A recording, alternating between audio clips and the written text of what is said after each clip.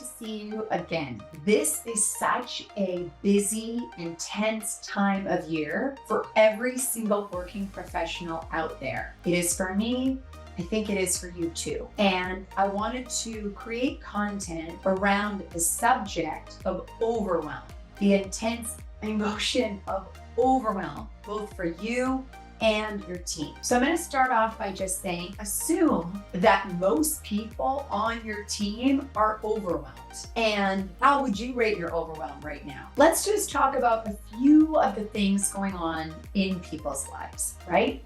Things that are in addition to everything that they have on their work plate, topics and events that are filling their psyche, and that's affecting how they work and how they feel. Everybody's talking about inflation. Everybody's talking about elections. There are horrific wars happening in the world. What's going on with our physical environment?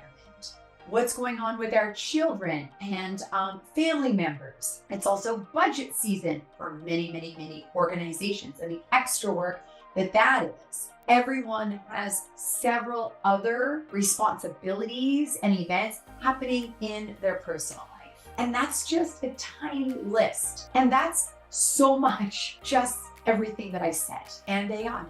All the technology changes. So assume that people are in a state of overwhelm and that people are in a state of chronic stress or high levels of stress on most days. So knowing that, the very first step, and knowing that you care about your team, you care about your organization and your people, and yes, you want to beat your results, otherwise you wouldn't be this executive, you wouldn't be this leader. You want to do great things in your organization, but you also want your people to be well enough, strong enough, psychologically and emotionally, to be able to overcome all the challenges and to beat results, right? I know that you're that type of leader, otherwise you wouldn't be following me and care about the content that I put out in my book, my TED Talk, etc. You're someone who cares. So the first step is you have to take a look in the mirror and look at how overwhelmed are you? How are you feeling right now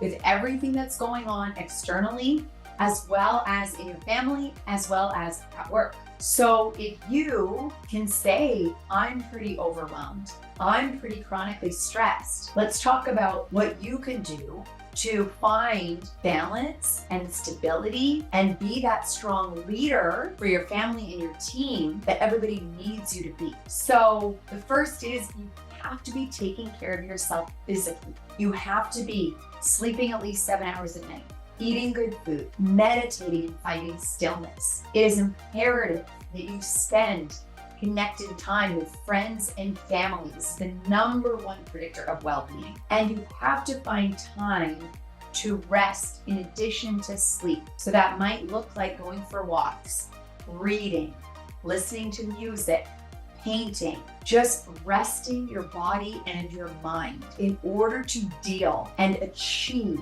grow, you have to be able to rest and take care of yourself, okay? So it starts with you. Don't expect your team to be able to overcome overwhelm and chronic stress if you're really overwhelmed and have this energy, because your energy projects to them, okay? You need to come in with a sense of calm and stability and wellness and well-being.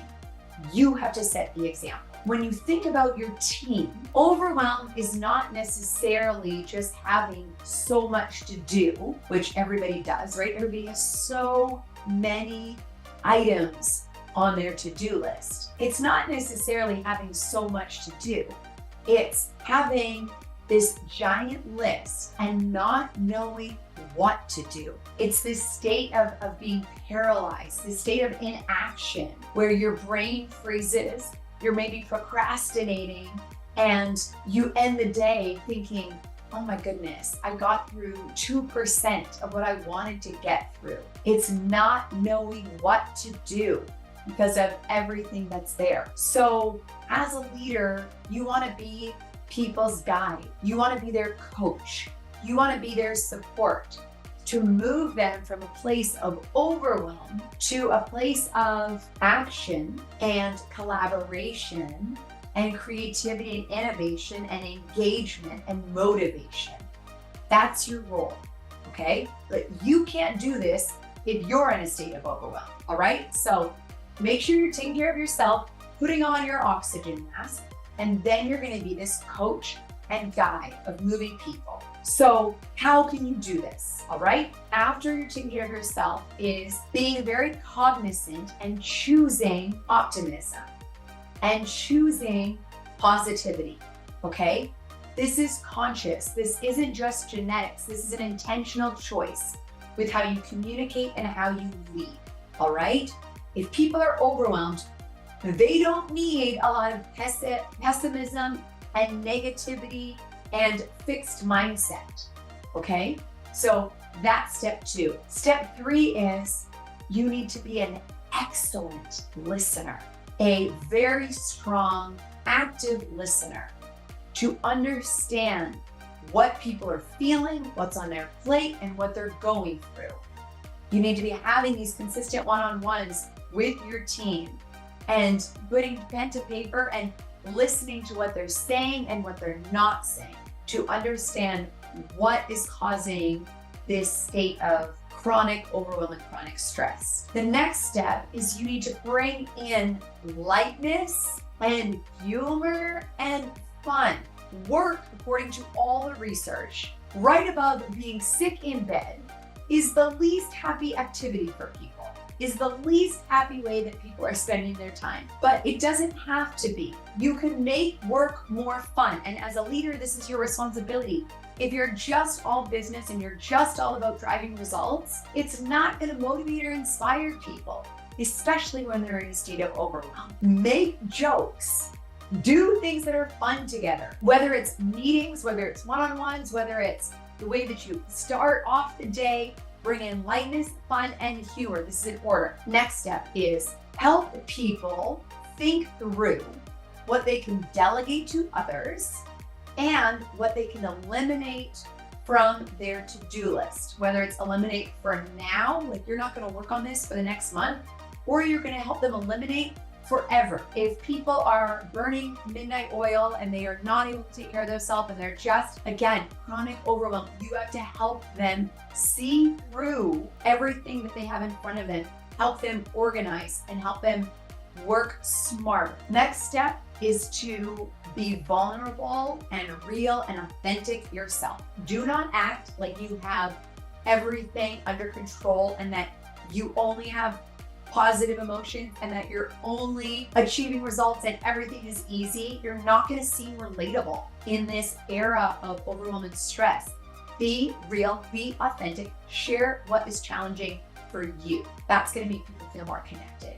And last is share stress management tools with your team, both micro tools and macro tools. Let people know small things they can do in 10 or 15 minutes in the middle of the day, like listening to a meditation, going for a walk, doing some breathing exercises, leaving their phone and going to talk with a colleague, walk around and connect with colleagues, or meeting someone person for a quick coffee, that human connection piece, watching 10 minutes of stand-up comedy, maybe doing a little micro learning, like watching a really cool TED Talk.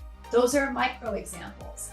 And then talk about medium stress recovery examples of what people can do on the weekend, making sure you're getting together with friends and family, sleeping even more, exercising outside, maybe taking a class where you're learning and growing. Talk about stress recovery tools. I will end with where I started. Assume that most people right now are overwhelmed and feeling a lot of chronic stress. You, as the executive and the leader, must take care of yourself and guide people by being optimistic and more positive than not, and helping them move through a state of overwhelm. If you do this, I guarantee that organizational results will increase, people will be more engaged, and solution-oriented people will work better together. But you have to talk about what's actually going on and not expect people to just keep moving forward like machines, because we're not, we're beings. Hope this video was helpful, and if you want, share it with someone that you think would find it valuable.